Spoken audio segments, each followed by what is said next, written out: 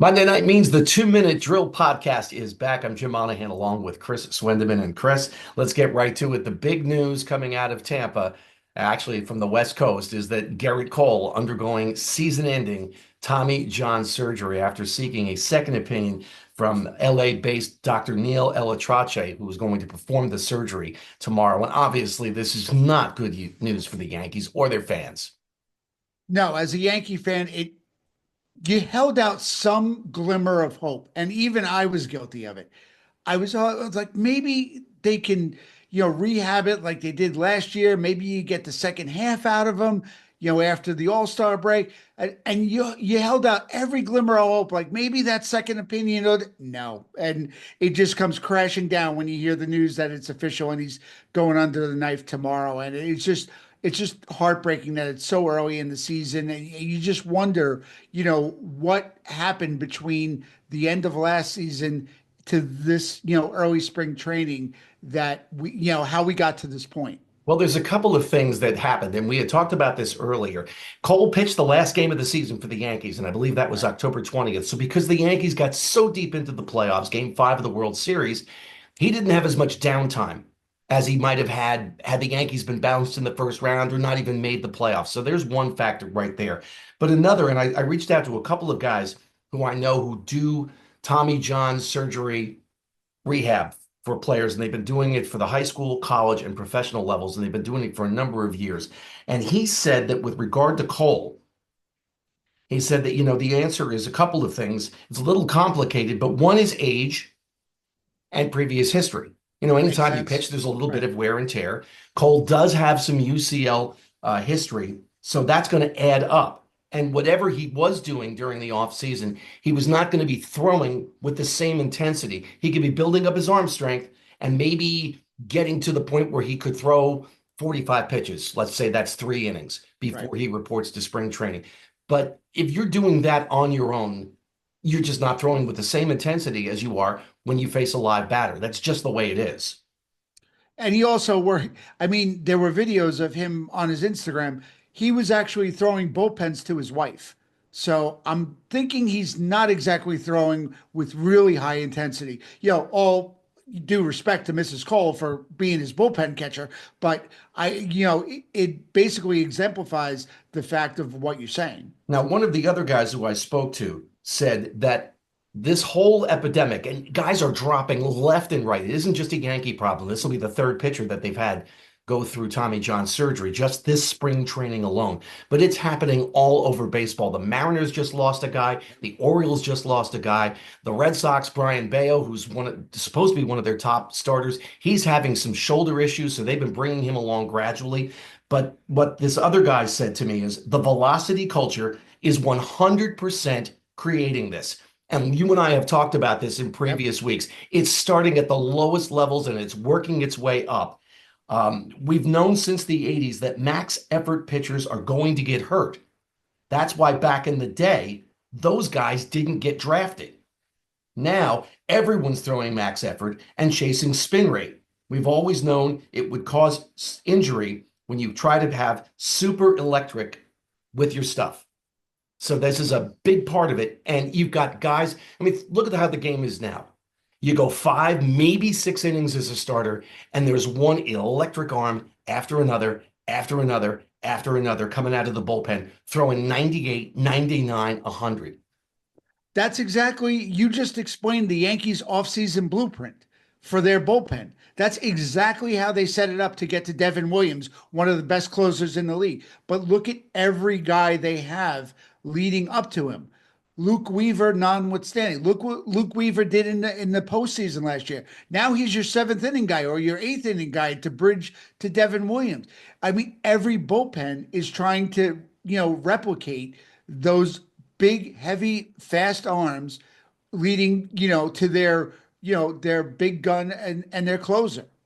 And one of the other things that this second guy pointed out, Chris, is the faster you spin the ball, the better your Rapsodo or TrackMan readings are. And Rapsodo and TrackMan are two well-established apps that teams use constantly to measure spin rate, horizontal movement, vertical movement, all of that sort of thing. So when guys are spinning their curveballs and sliders, they're ripping it. Like you are trying to just spin the daylights out of this thing.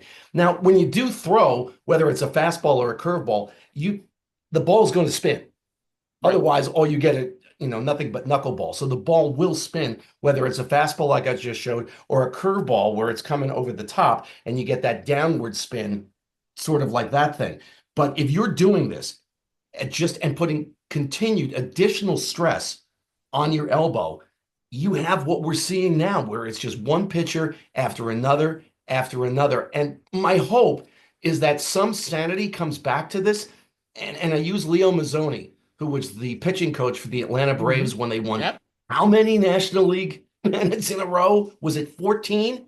And you take a look Yep. at the number of pitchers who came up through the Atlanta Braves system, and I think there was only one who had Tommy John surgery in that time. Leo Mazzoni said, throw more, less effort. Throw more, less effort. Rather than these guys come out and just throw the ball as fast as they can. There's a reason why Tom Seaver would come in, throw 92, 93, 94 for the first 6 or 7 innings. And all of a sudden, there he is in the seventh or eighth with 98 left in the tank. It's a matter of pacing himself, and he wasn't going out max effort. And you can say that for a bunch of those guys in that era.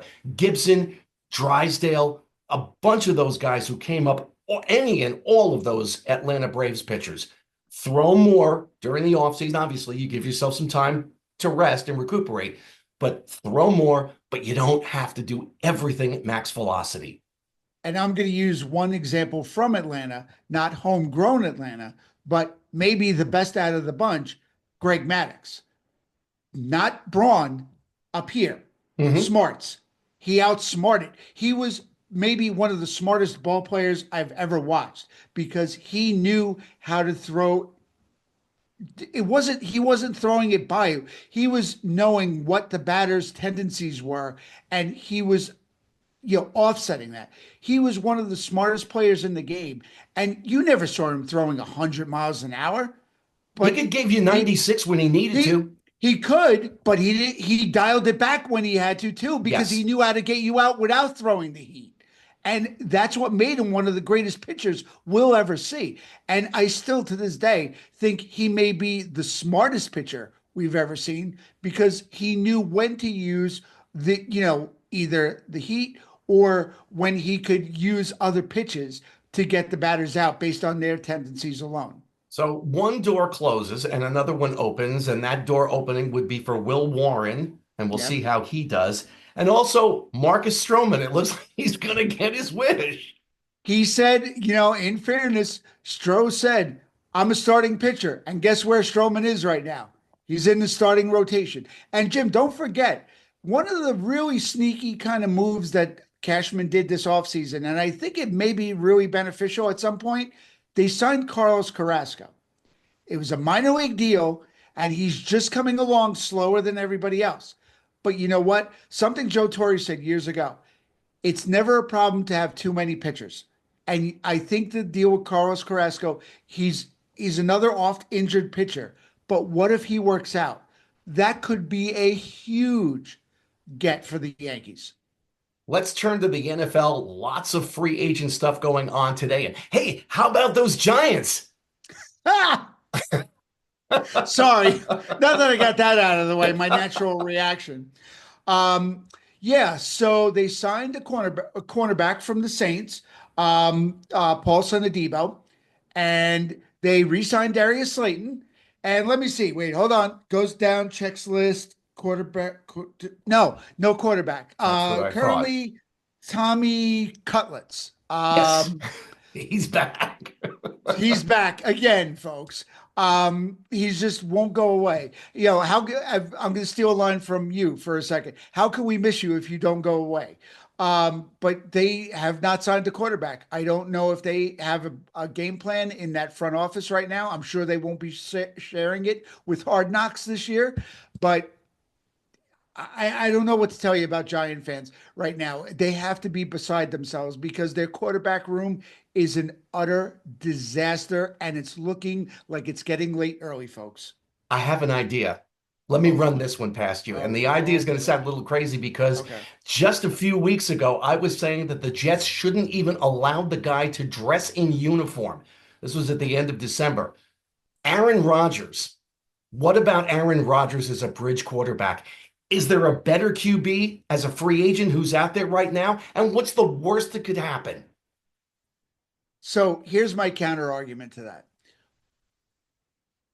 If I'm Aaron Rodgers, now, as of when we're recording this on Monday night, he is being looked at by the Pittsburgh Steelers, one of the great organizations of all time in the NFL. If I'm looking at Steel City, who they, by the way, just got DK Metcalf, the big receiver from Seattle, or the Giants, where am I going? Steel City, here I come. I mean, if the Giants have the ability to sign him and he wants to stay in the area and sign with the Giants, not bad. But you know what? There was a move that happened today that I looked at and said, Giants, why didn't you at least, maybe because it's interdivision, but the Eagles traded away Jersey boy Kenny Pickett to Cleveland.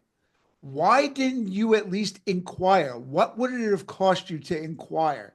And maybe Philly doesn't want to, help the Giants out because Lord knows the Giants are great at helping Philly out. Steve Barkley, Saquon for that. But why wouldn't you at least inquire of a quarterback of that ilk? Go with the youth movement versus the grizzled veteran in Rodgers. I just don't get what they're trying to do, or I don't even know if they know what they're doing at this point. I don't think they do, to be totally honest with you. Hey, if you're watching this on YouTube, please hit like and subscribe so you'll know when our next episode comes out, which should be next Monday. And well, we've solved some of the Yankee problems and maybe we solved some of the Giants problems. I don't know. We'll talk again next Monday. Chris, thanks. You got it, Jim. Have a great week.